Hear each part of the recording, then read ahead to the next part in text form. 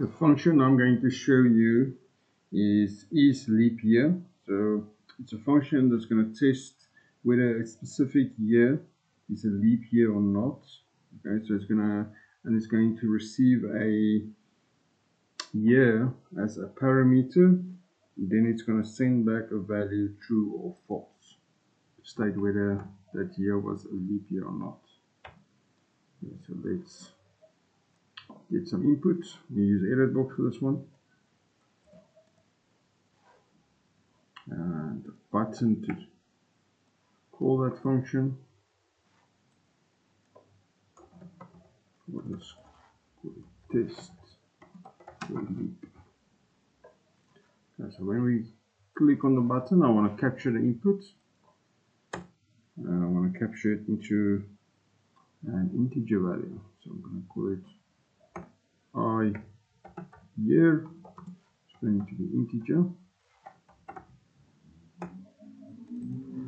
And I'm going to capture it from edit one of text. Okay, and then I'm going to call my function. Function name is isleapyear. Okay, it needs to receive the year as a parameter, so I'm going to say year in there. Now I'm going to use it inside the if statement. If this returns the value true, it means equals true, then I want to display, let's make a show message, yes, it's a leap year.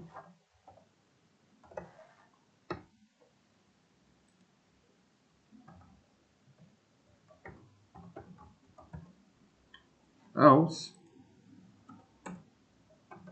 it means it's returning a value false, so it's not a leap year, and we're going to display the value no.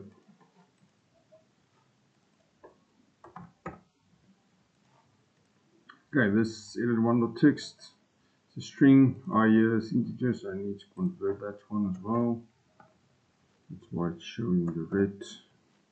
So it's str to int. To convert that string of the text to an integer, then I'm going to use that integer inside my function as a parameter.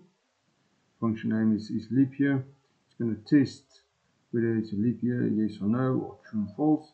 If it's true, it's going to do the stuff inside the first beginning and end. So it's going to show message yes.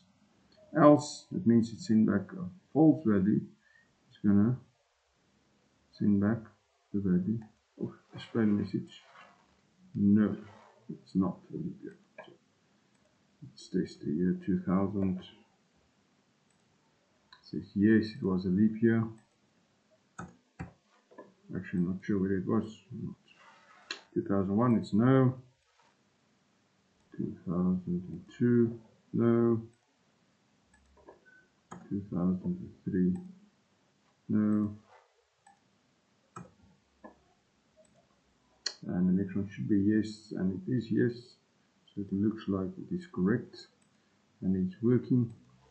So maybe you want to use the leap year somewhere in the algorithm, maybe to add that additional day in the year. So maybe the user can select a date in a calendar, and then you can also calculate something, and you can use the isleapyear to test whether that date is a leap year or not, and then maybe just add or not, or maybe just add one and then leave the default value of the days. Okay, another thing is you don't need to add any additional units under the users when you use isleapyear.